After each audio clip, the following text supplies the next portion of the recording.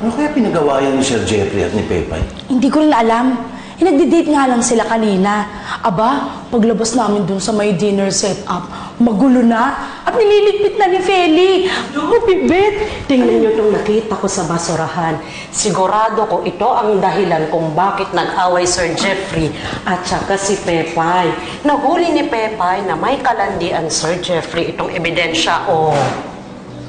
Tinan mo dado.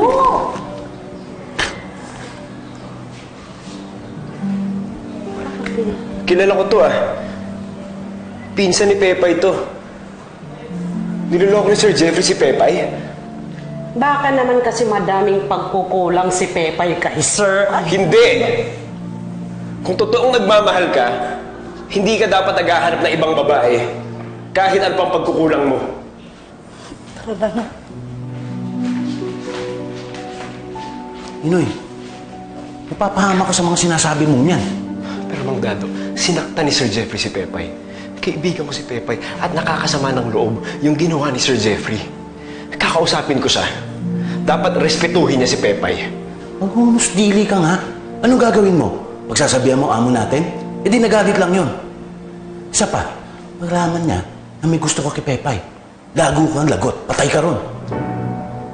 Imbis na kumprontahin mo ang amo natin, lapitan mo si Pepay at maging kaibigan ka sa kanya ngayon. Masakit para sa isang babaeng malaman niya na niloloko siya ng nobyo niya. Masamang tao si Jeffrey. Wala siyang respeto sa babae.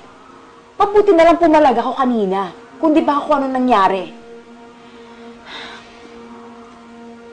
Pepay, utang na loob, umalis na tayo dito. Saan naman po tayo pupunta? Masyado pong delikado kung magpapagala-gala tayo sa labas. Ay, mapapahama ka rin dito.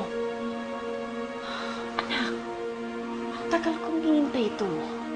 Ang makasama ka, ang magpakananay sa'yo. Ilang taon tayo nagkahiwalay. Ni hindi kita naalagaan. Ang sakit na makita ka na binabastos ng lalaking yun.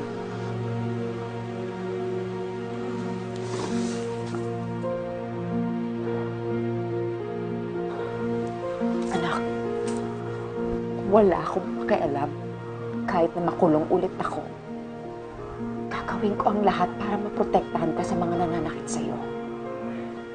Lagi kitang babantayan ngayon, lalo na kapag kasama mo yung Jeffrey na yun. Ma, baka naman makahalata si Jeffrey kung bakit kayo overprotective sa akin. Huwag natin siya bigyan ng dahilan na mag-isip na mag-ina tayong dalawa. Alam mo, hindi naman kailangan patagin itong pagpapanggap na to eh. Umalis na tayo ngayon din. Ma, paano si Jeffrey? Malaki yung utang na loob ko sa kanya. Hindi ko pwede basta talikuran ng lahat ng ginawa niya para sa akin. Hindi ko na po alam kung paano tayo makakaalis dito ng malinis. Wala silang iniisip. May naisip ako. Makipaghiwalay ka sa kanya. Total, niloko ka naman niya kay Sophie, hindi ba? Gamitin mo yun para mapakawalan ka na niya. Sabihin mo na lang na si Sophie ang karapat-dapat na babae para sa kanya. Pagkatapos nun, umalis ka na. Huwag ka mag-alala, hahanapan kita ng matitirahan sa labas. Pasasamahan kita kay Mafi. Pagkatapos nun, ako naman yung susunod na aalis para hindi sila makahalata. Anak, habang tumatagal tayo dito sa bahay na to, mas nakakatakot ang pwedeng mangyari.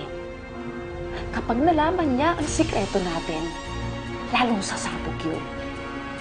At kapag nangyari yun, hindi na tayo magkakaroon ng pagkakaroon